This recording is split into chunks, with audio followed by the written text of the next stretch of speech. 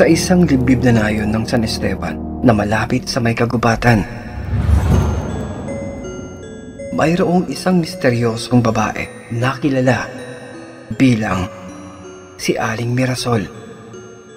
Siya ay isang mambabarang, isang uri ng mangkukulam na may kakayahang magpadala ng mga insekto upang makapagdulot ng sakit at kamatayan.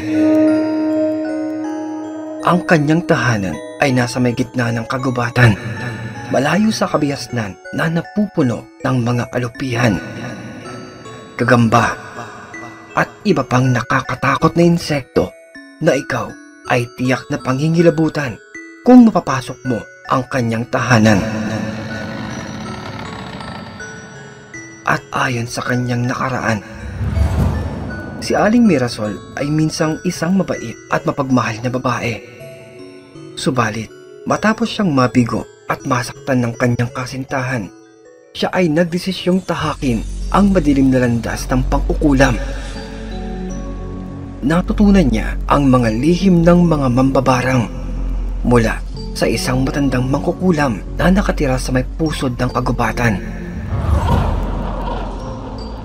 Dala ng kanyang pusong punong-puno ng galit at puot, ginamit niya ang kanyang bagong kapangyarihan upang maghiganti sa mga taong nanakit sa kanya at siyang maghasik ng lagim at kilabot.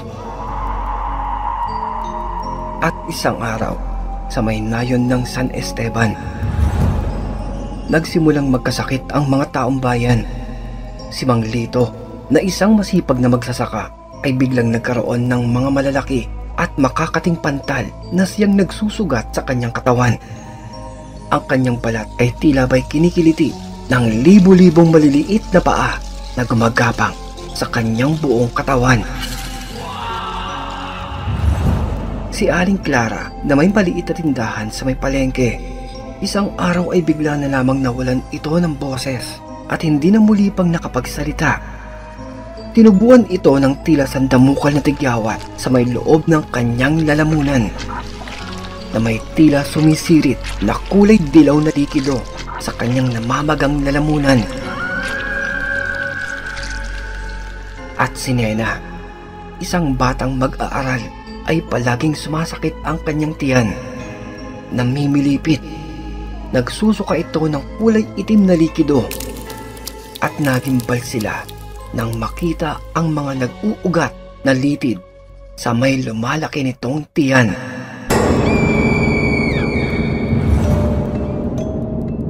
Ang mga tao sa nayon ay labis na natakot. Hindi malaman ang kanilang gagawin. Lumapit sila sa kanilang albularyo na si Mang Kadyo upang humingi ng tulong. Mang Kadyo! Mang Kadyo! Mang Kadyo! Tulungan mo kami! Tulungan mo kami! Hindi na namin alam kung ano ba ang nangyayari sa aming mga katawan. Tulungan mo kami! Mang Kadyo! Parang awa mo na! Nagmamakaawa si Mang Lito, halos lumuluha sa labis na sakit.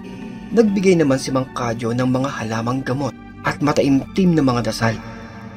Ngunit, walang epekto ang mga ito. Ang mga sintomas ay patuloy na lumalala at mas marami pang mga tao ang siyang naaapektuhan.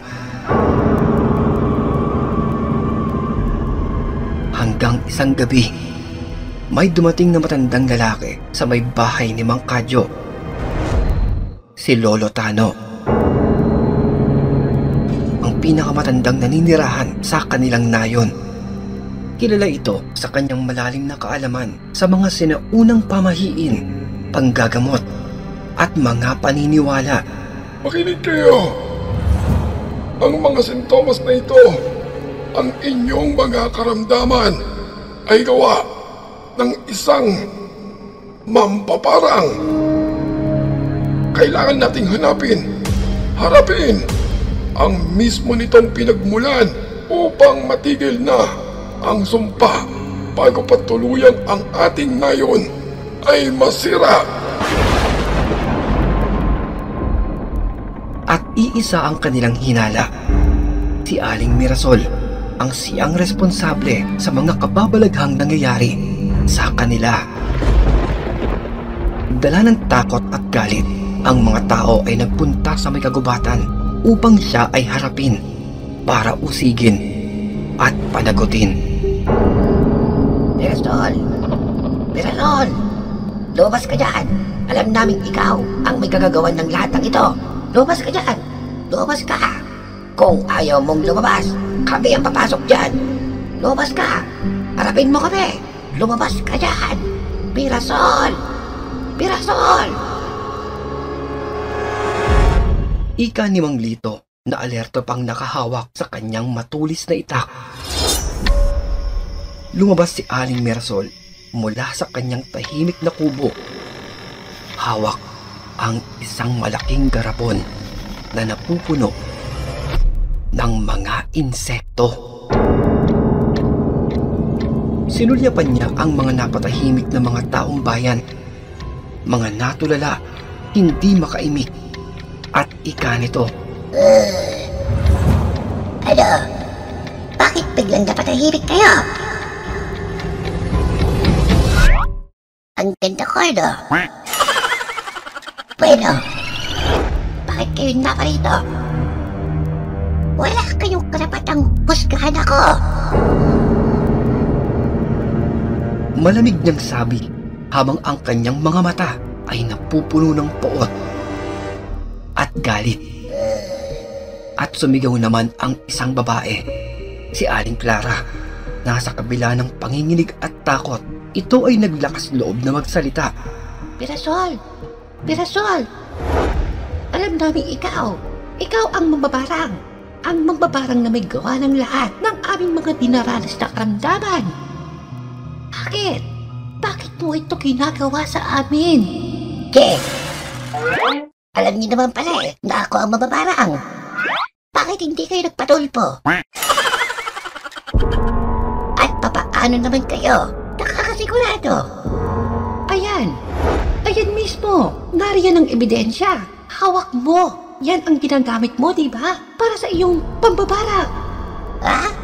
Ito? Sira ulo pala kayo sa nagbebenta ako ng mga gagamba. Kapampanabong. Pintik na mga ito. Anong paki mo? Humalap kasi kayo ng libangan nyo. Hindi puro paninira sa kapwa. Pagchichismisan mula umaga ng Lunes hanggang haring gabi ng Linggo. Pintik na mga to. Panunok ko sa inyo tong mga gagambang to Pakita nung hinahanap niyo. Natutulog ako Ang iingay ninyo. Mga istorbo na ito. Hindi mo kami manininlang, Aling Mirasol. Pistado ka na. Leche.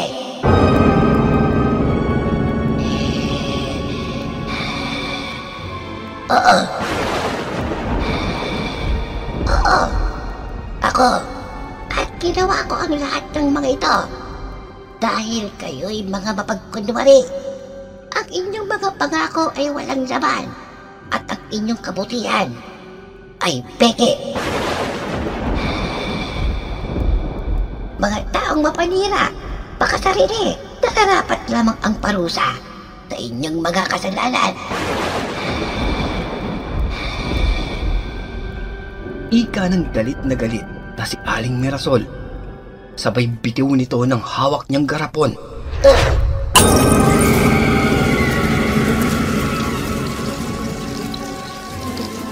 Nabasag ito at sumambulat.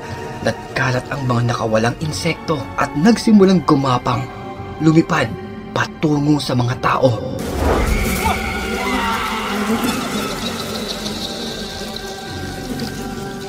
Ngunit, bago pa man makarating ang mga insekto sa kanila, nagsimulang magdasal. Si Lolo Tano. Hawak ang isang anting-anting na minanapan niya sa kanyang mga kanununuan. Mirasol! Mirasol! Hindi ka magtatagumpay! Lalabanan kita!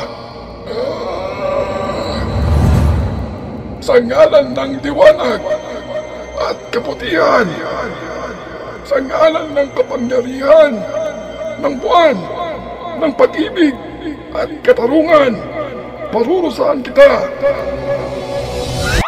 Sailor Moon! sa kapangyarihan aking taglay.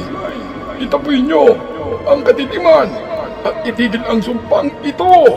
Mga kababayan, sabayan niyo ako sa aking pagdarasal. Sabayan niyo ako at ilabas ang dala niyong Paikon! Ika ng galit na si Lolo Tano at sa bisa ng kanilang pagdarasal, nagsimulang lumiwanag ang buong paligid. At ang mga insekto ay unti-unting nawawala at si Aling Mirasol ay napapaatras. Takot na takot. Hindi ito maaari. Hindi.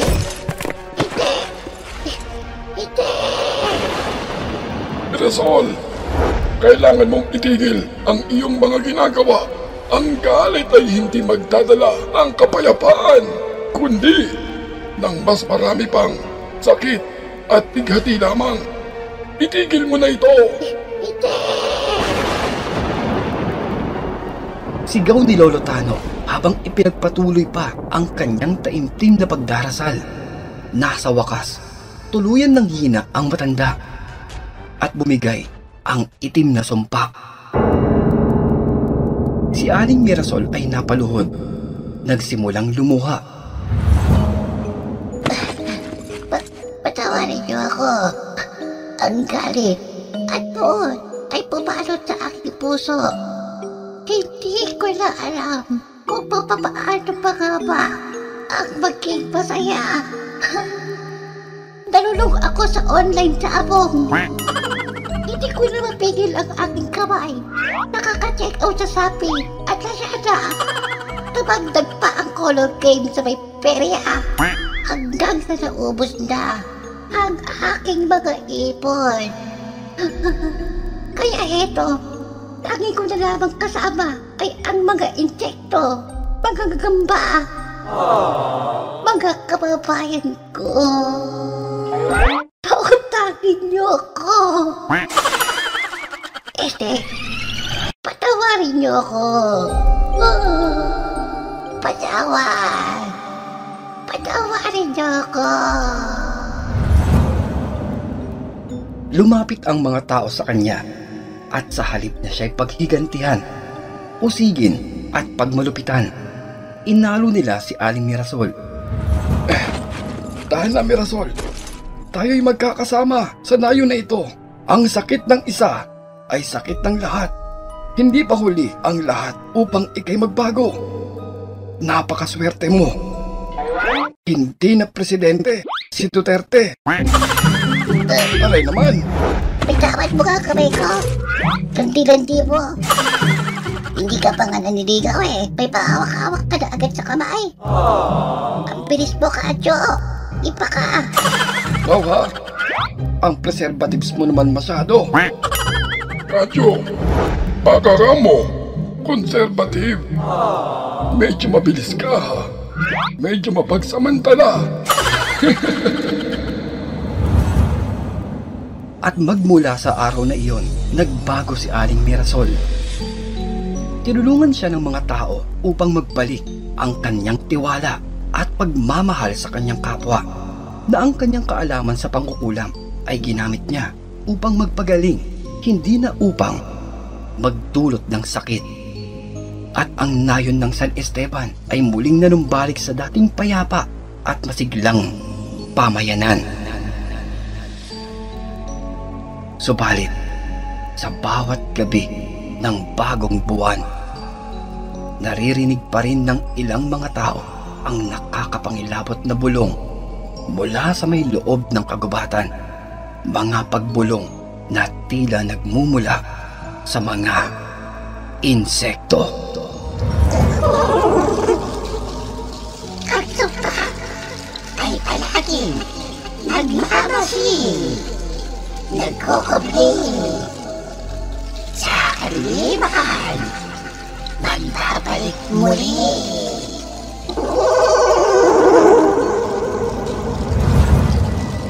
At sa kanilang puso, alam nila ang tunay na kapangyarihan ng isang mambabarang ay hindi basta-bastang naglalaho, kundi nagkukubli lamang, handang magbalik sa oras na ito'y muling tawagin ng poot at galit laban sa kapwa-tao.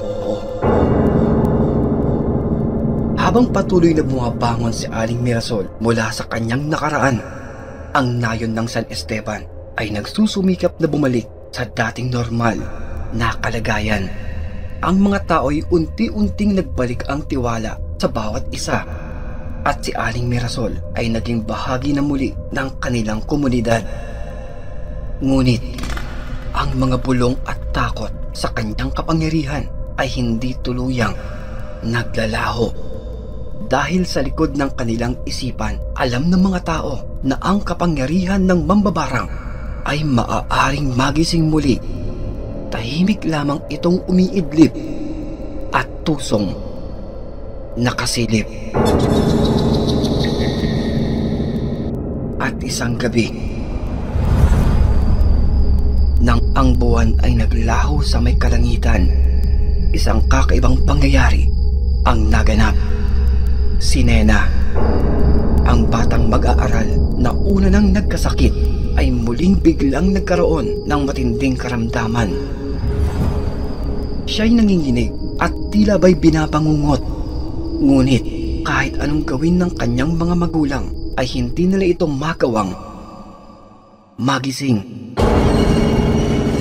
Walang magawa ang mga magulang ni Nena, kundi ang tumakbo doon sa may kubo ni Aling Mirasol.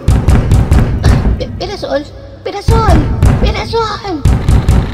Tulungan mo kami! Tulungan mo kami! Ang anak ko! Ang anak ko! Hindi na ito nagigising. Parang siya'y nasa ilalim ng isang sumpa. Napasulyap si Mirasol sa may lumuluhang ina ng batang si Nena. Nagmamakaawa ito. Umiiyak. Nakikiusap.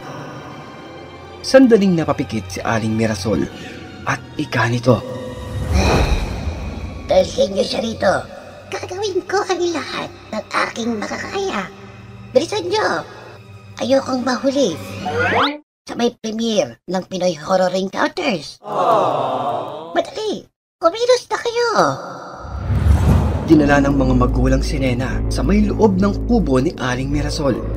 Pero wala pa rin itong kibo. Wari sa malalim nitong pagtulog ay nahiwalay ito sa may totoong mundo. Habang tinitingnan ni Aling Mirasol ang bata, napansin niya ang isang kakaibang marka sa may katawan ng bata. Napalunok ito at nakadama ng kaba. Naika niya. May hindi tama. May hindi tama. Ito ay hindi basta-bastang sakit lamang. Mayroong mas malalim, mas maitim na puwersang lumulukob sa may batang ito.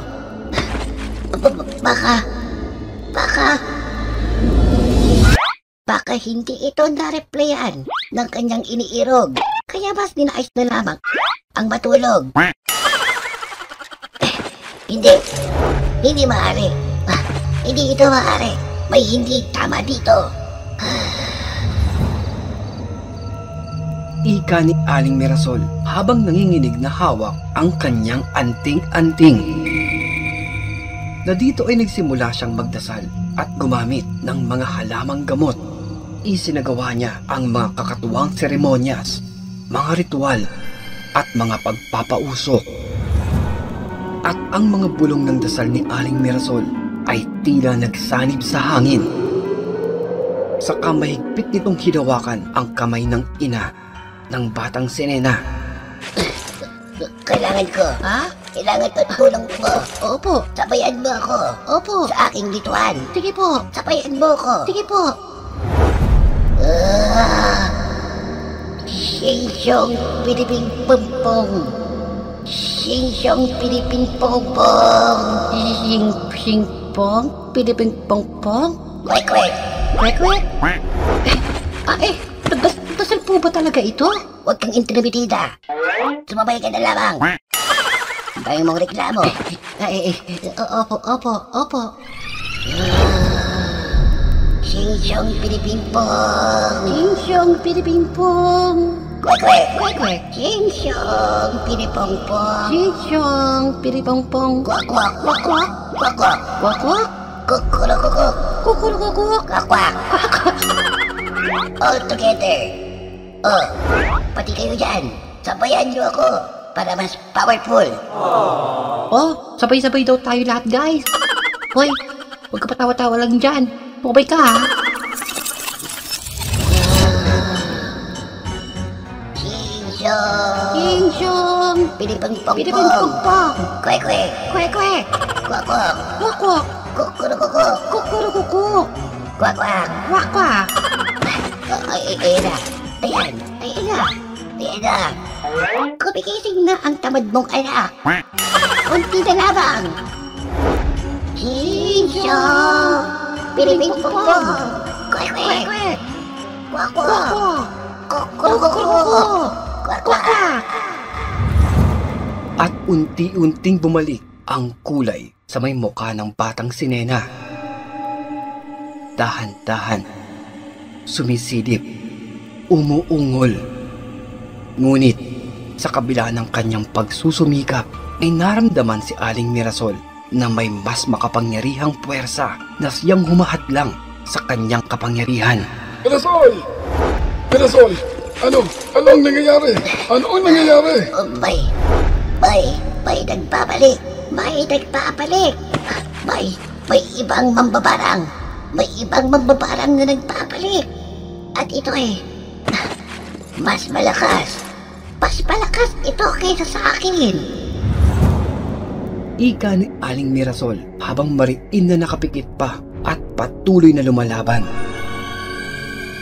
Nagpatuloy ang pakikipaglaban ni Aling Mirasol sa hindi nakikitang kalaban.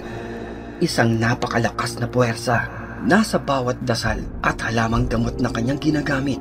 Ang kanyang lakas ay tila unti-unting nauubos. Hindi ko ito kaya. Hindi ko ito kaya. Hindi ko ito magagawa ng mag-isa. Bumihira na ang aking kapangyarihan. Tulungan niyo ako, mga kasama. Tulungan niyo ako. Bigyan niyo ako ng malamig na cobra. Sting, Red Bull, basta malamig. Bigyan niyo. Ika niya habang lumuluha at nangilabot sila nang magsimulang gumagapang ang mga kahindik-hindik na mga insekto sa may buong paligid tulad ng alupihan, uod, uwang, bulate, eksmo na nangangamusta, alakdan at mga gagamba. Kasabay ng mga nakakapangilabot na mga pagbulong na wari sumasabay sa may pumibigat na hangin.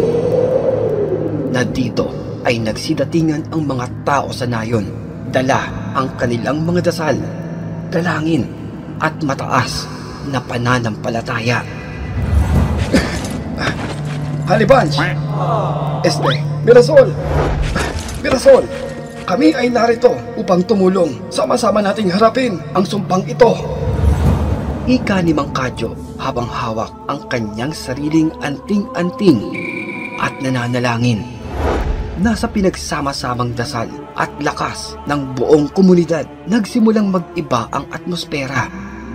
Ang kaninang mabigat na hangin ay bumubugso ang kalamigan, kasabay ng mga pagliliwanag sa buong kapaligiran. At ang madilim na kalangitan ay napalitan ng liwanag, na ang mga nakakapangilabot na bulong mula sa may loob ng kagubatan ay unti-unti nang humihina, hanggang sa ang mga insekto ay unti-unti at tuluyan nang nawawala. Isang tagumpay. At dito ang batang si Nena ay unti-unti nang nagkakamalay. Salamat po. Salamat. Salamat po sa inyong lahat. Marami pong salamat. Makakapag-TikTok at Minecraft na po ako din. Ika ng bata habang hawak-hawak ang kamay ng kanyang mga tuwang-tuwang mga magulang. Ngunit, bago pa man magdiwang ang mga tao, isang malakas na tinig ang kanilang narinig mula sa may pusod ng kagubatan.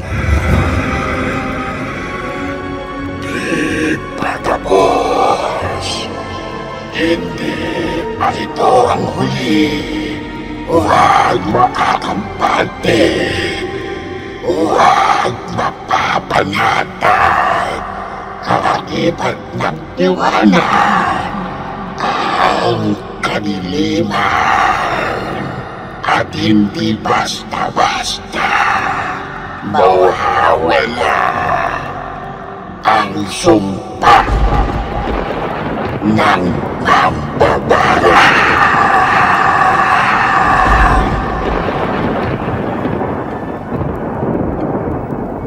Lahat ay napalingon sa may direksyon ng mahiwagang tinig.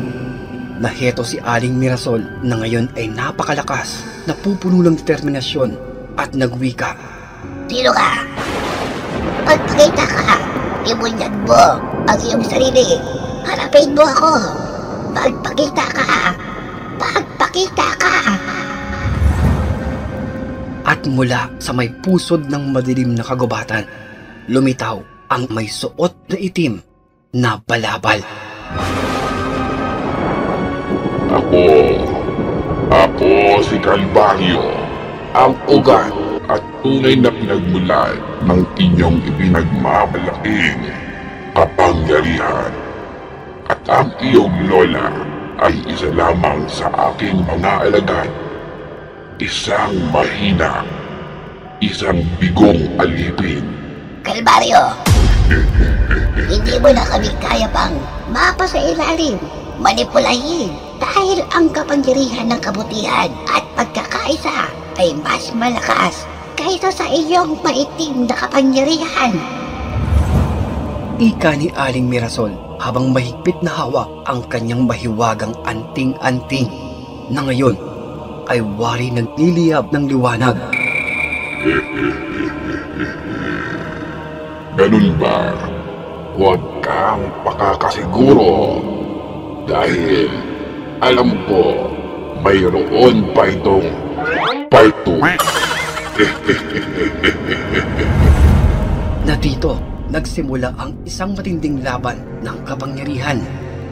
Si Aling Mirasol kasama ang kanyang mga kasama sa nayon, nilabanan nila ang dalang kadiliman ng nilalang na si Calvario, na sa bawat dasal at bawat hakbang ang mga liwanag ay unti-unting sumisiklab, mas lumalakas.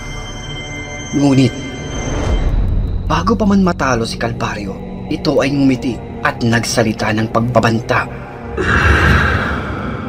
Ang sumpa ng mambabarang ay palaging naririto hanggat mayroong galit at buot sa inyong mga puso.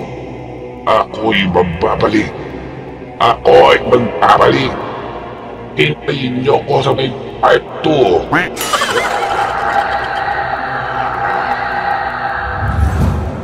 At sa isang iglap, pinalot ito ng napakakapal na usok at tuluyan siyang naglaho.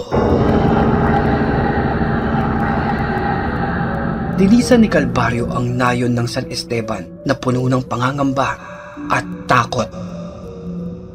Na magmula sa araw na iyon, ang buong nayon ay naging mas maingat.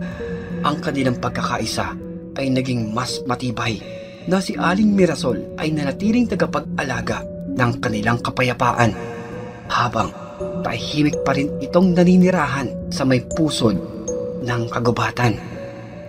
Ngunit sa likod ng kanilang mga ngiti, alam nila na ang tunay na laban ay nagsisimula pa lamang, at ito ay nasa loob ng kanilang mga puso, naghihintay, nag-aabang, dahil ang sumpa ng mambabarang ay palaging nakamasid, handang magbalik sa oras na ito'y muling tawagin ng puot at galit.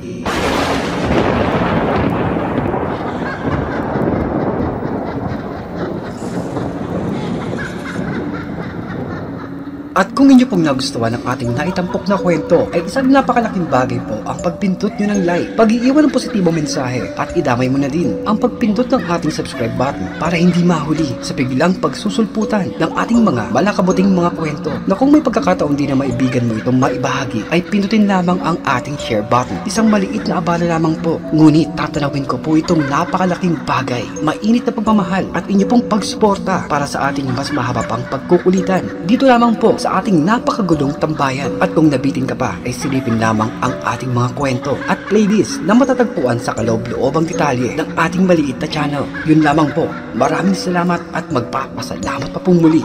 This is your one and only Kulas, your very own original daily dose of Tagalog horror good vibes na nagsasabing, stay safe and fresh everyone, and always stay awesome. Peace out!